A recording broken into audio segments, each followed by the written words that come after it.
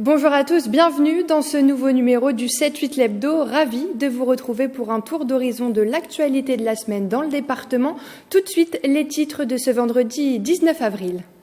Après de nouveaux suicides, les policiers appellent au rassemblement devant les commissariats ce vendredi. Ils réclament des mesures fortes pour endiguer la recrudescence des suicides. Depuis le début de l'année, 28 policiers ont mis fin à leur jour.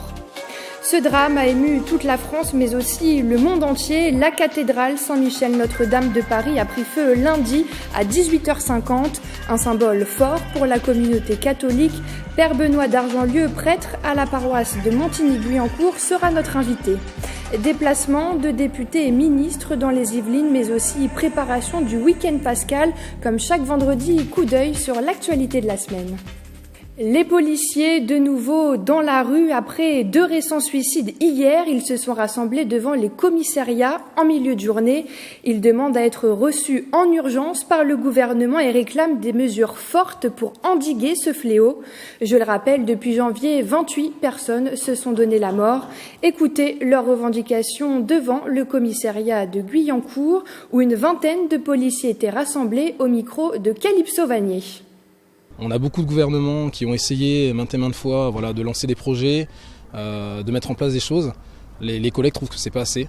Voilà, c'est peut-être pour ça que d'ailleurs on en a qui partent, malheureusement, qui décident de faire ce choix fatal de partir.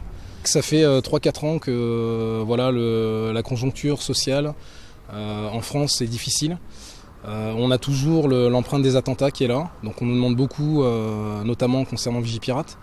Donc je pense que c'est un peu le portefeuille en fait qui s'est un peu étoffé des missions. Toujours le même nombre de personnel, des moyens qui sont cruellement manquants. Et du coup je pense que les collègues ont du mal à répondre à la demande. Lundi 15 avril, 18h50, la cathédrale Saint-Michel-Notre-Dame de Paris prend feu.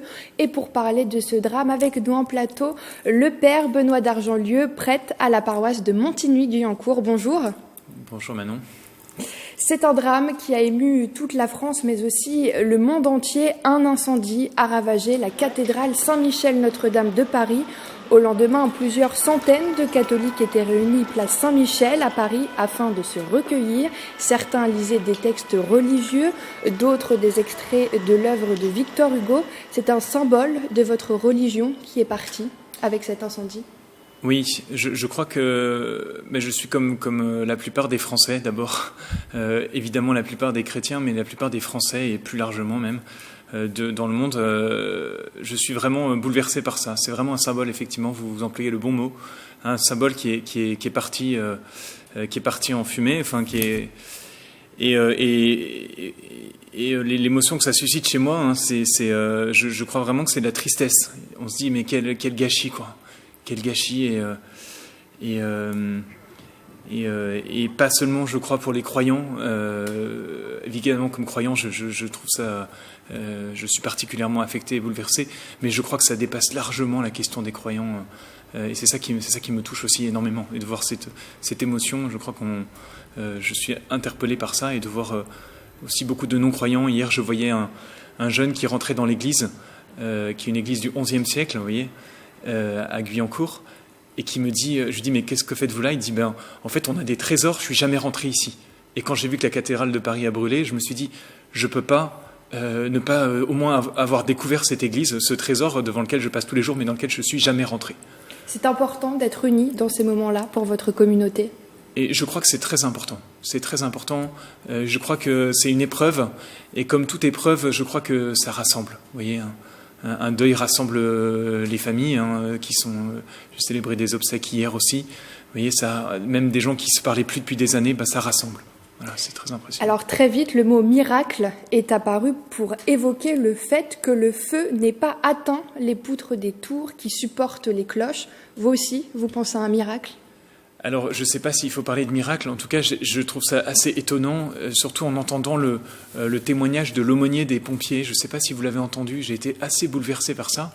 Il disait, le plus important pour moi, vous savez que la cathédrale Notre-Dame de Paris, il y a la chose la plus importante qu'il y a dans cette cathédrale, vous savez pourquoi elle a été construite, c'est pas simplement pour les reliques de la couronne, mais c'est pour simplement abriter quelque chose qui est le pain, l'Eucharistie, la présence de Dieu.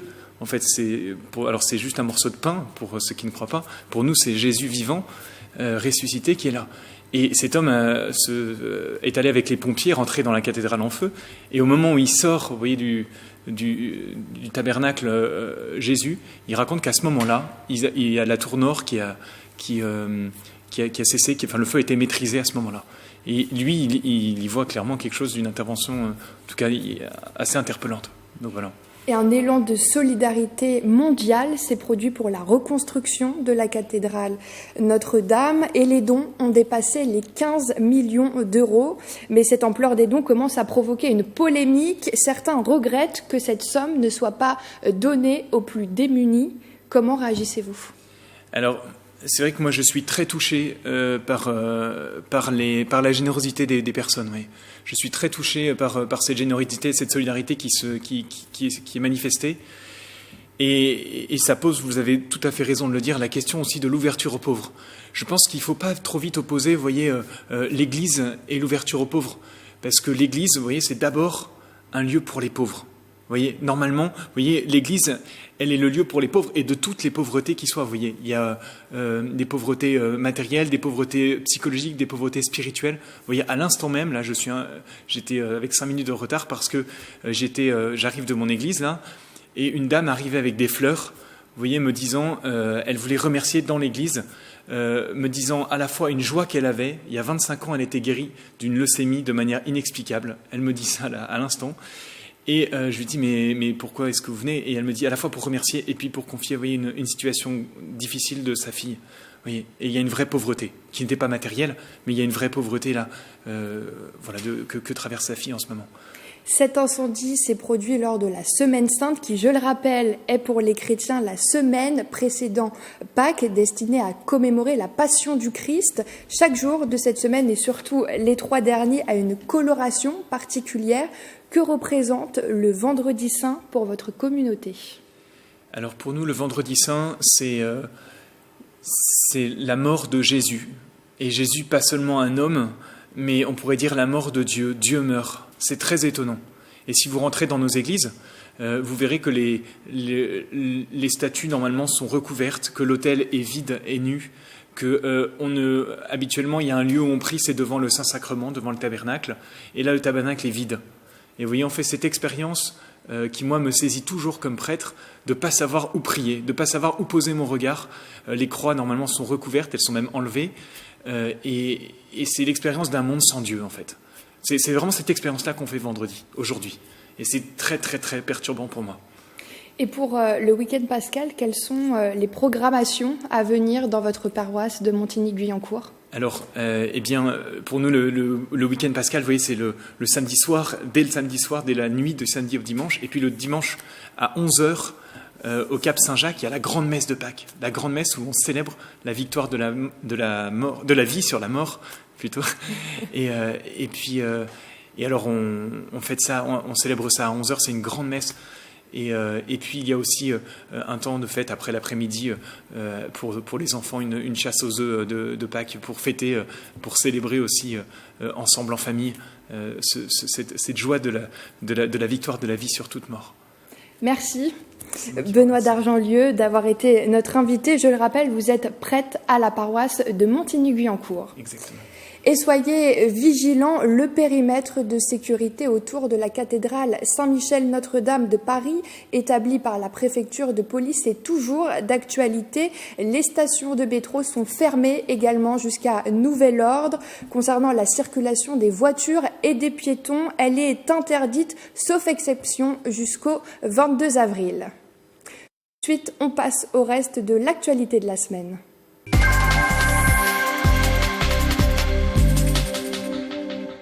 Le ministre de l'Éducation nationale, Jean-Michel Blanquer, était à Versailles hier pour annoncer la création d'un campus d'excellence. Il sera situé au cœur des écuries royales, patrimoine, art ou encore gastronomie. L'objectif est de développer ces métiers en lien avec le château. Reportage d'Aurélie Ronze et Nicolas Dandry.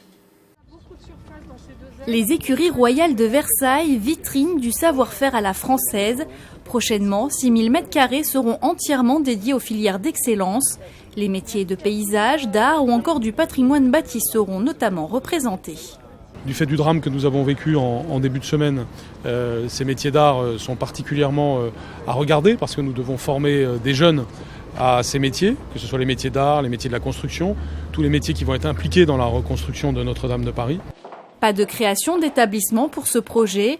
L'idée est de réunir sur un même lieu des institutions déjà existantes pour donner la possibilité aux étudiants de mieux se former dans un domaine.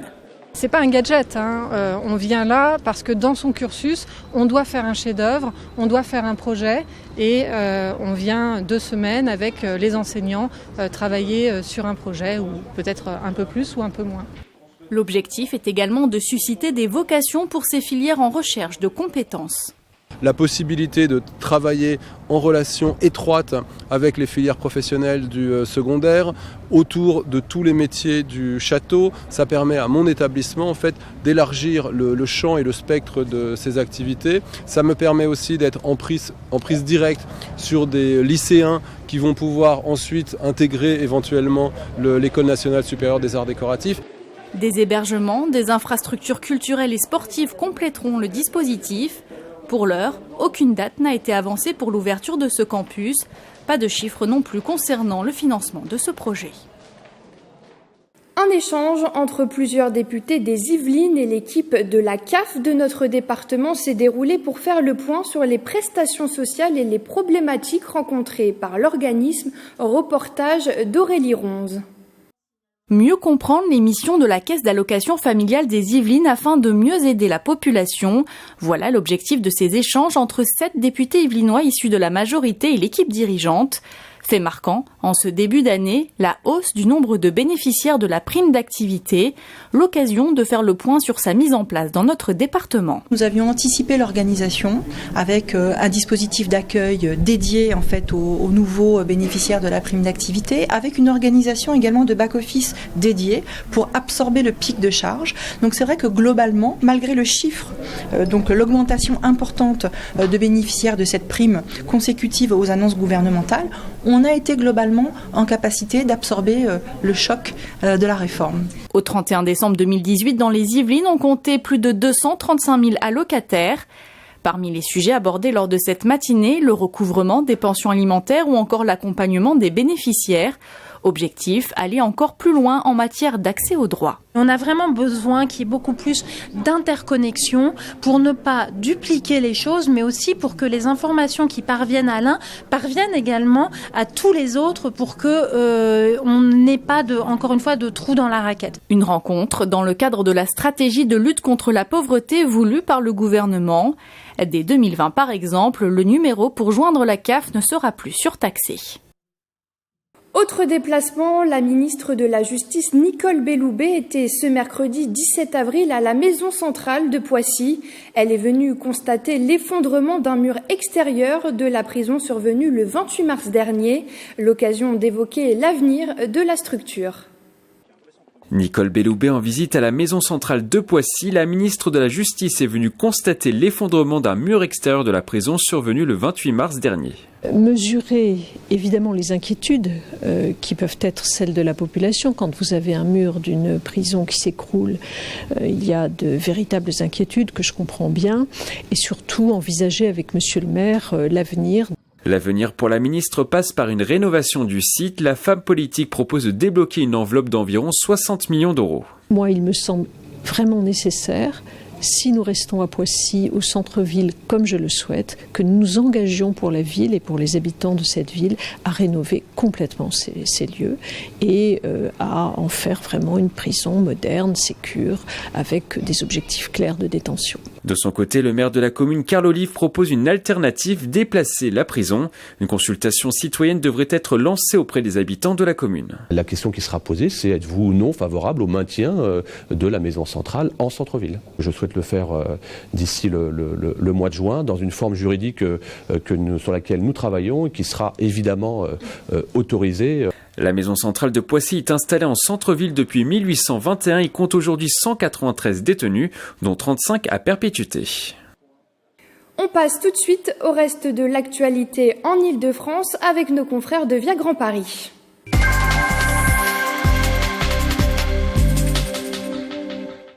Trois jours consacrés aux élus des communes franciliennes, le Salon des maires d'Île-de-France et des collectivités locales 2019 a ouvert ses portes mardi au Paris Event Center de la Villette, un événement organisé dans un contexte social particulier et dans un moment de réflexion pour réformer les collectivités territoriales et leurs relations.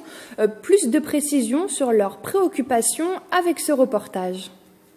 Un an avant les élections municipales, dernier coupé de ruban pour Stéphane Baudet, le président de l'Association des maires d'Île-de-France.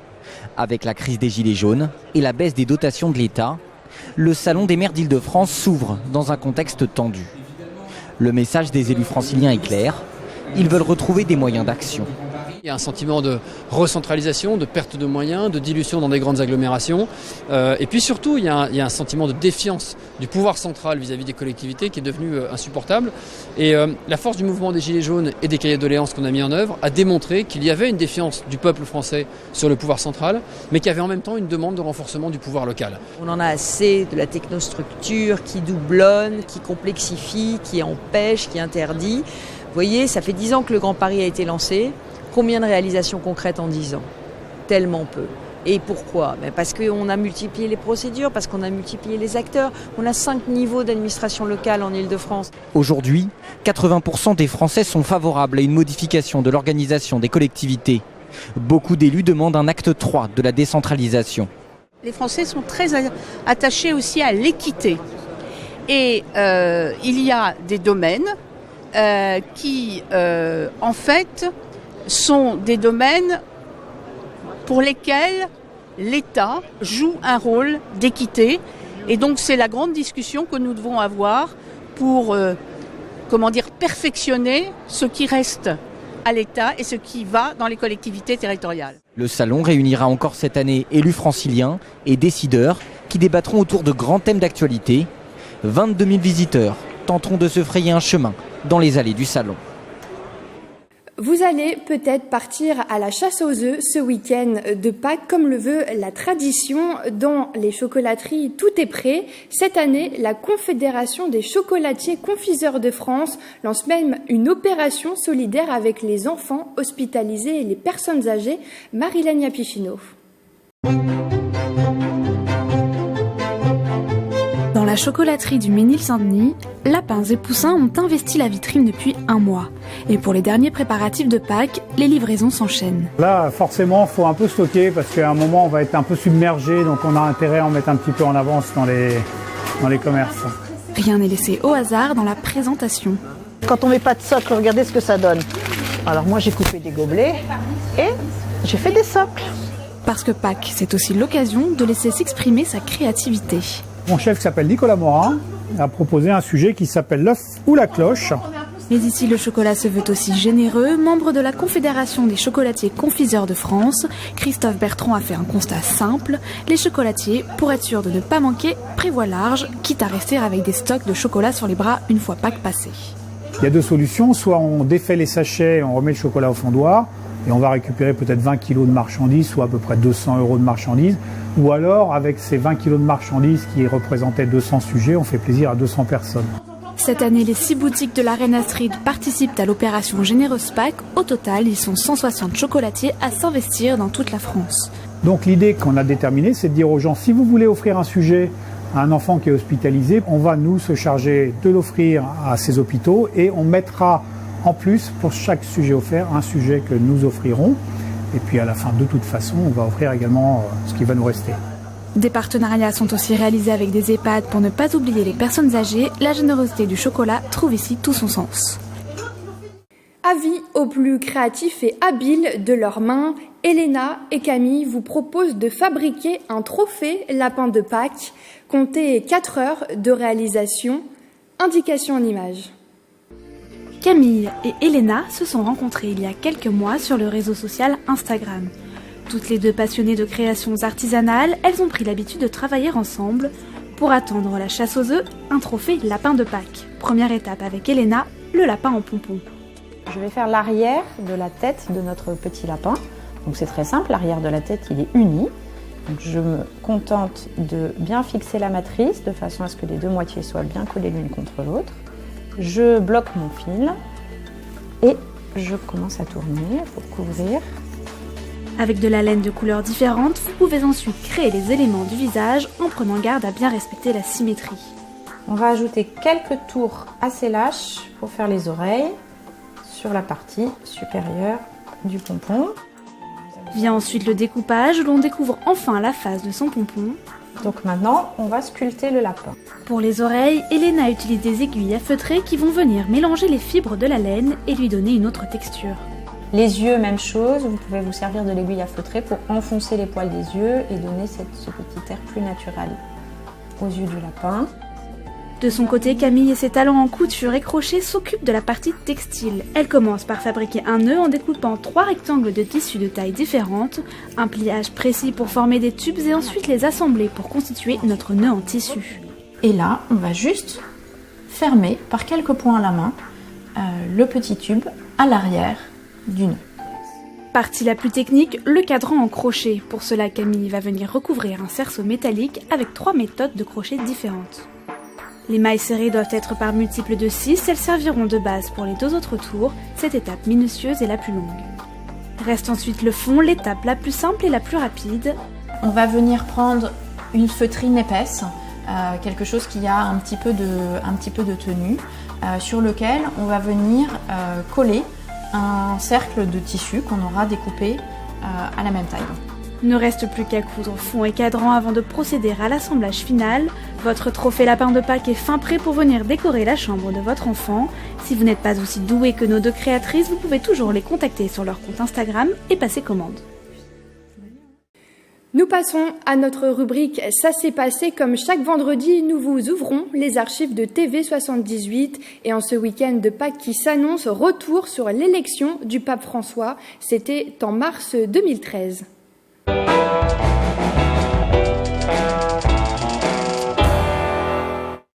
Habemus Papam, nous avons un pape.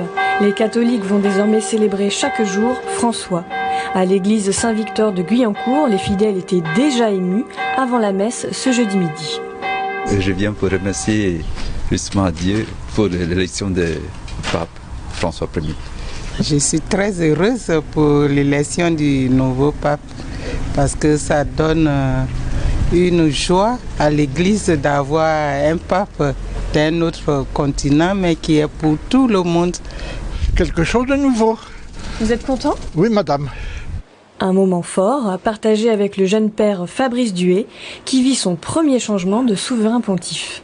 C'est une nouvelle figure pour laquelle on va prier au quotidien, qui va pouvoir aussi donner certaines directions à l'Église. Et chaque pape arrive avec ses idées, avec des projets pour l'Église. Donc ça va changer un certain nombre de choses, même s'il ne faut pas s'attendre à une révolution majeure dans les quelques semaines. Ce nouveau pape, le pape François, imprimera l'histoire de l'Église à sa manière. Un pape jésuite, donc les jésuites, vous savez, ce sont des prêtres religieux qui ont fait le vœu de pauvreté, et qui vivent de manière assez exigeante cette pauvreté. François, ça fait référence à Saint François d'Assise. Saint François d'Assise est le saint par excellence qui incarne la vertu de la pauvreté, qui incarne aussi l'amour de la nature, l'amour, le dialogue interreligieux. Saint François avait été discuté avec les musulmans à l'époque où ce dialogue était plus que complexe. Donc ça dit déjà fortement quelque chose de la manière dont il sera pape. En chaque messe, le pape est nommé. On nomme le pape et l'évêque par leur prénom. Alors tout l'enjeu, c'est de ne pas se tromper, de ne pas mettre notre pape Benoît à ce moment-là. Le pape François, que tu as établi à sa tête par Jésus le Christ, notre Seigneur. Sa première fois s'est bien passée et restera un souvenir extraordinaire, tout comme la découverte du pape hier soir. Au moment où j'ai appris que la fumée était blanche, je recevais un couple en préparation au mariage. J'étais dans mon bureau au presbytère. Donc je leur ai dit, je crois qu'ils ont un peu halluciné, mais je leur ai dit, est-ce qu'on peut tout arrêter ? Parce qu'il faut qu'on voit le nouveau pape. Puis je suis allé chercher une bouteille de champagne. Et donc avec ce couple, on a débouché la bouteille de champagne et accueilli le nouveau pape. Et une fois seulement qu'on savait qui c'était, j'ai fermé mon ordinateur et on a pu continuer la préparation au mariage.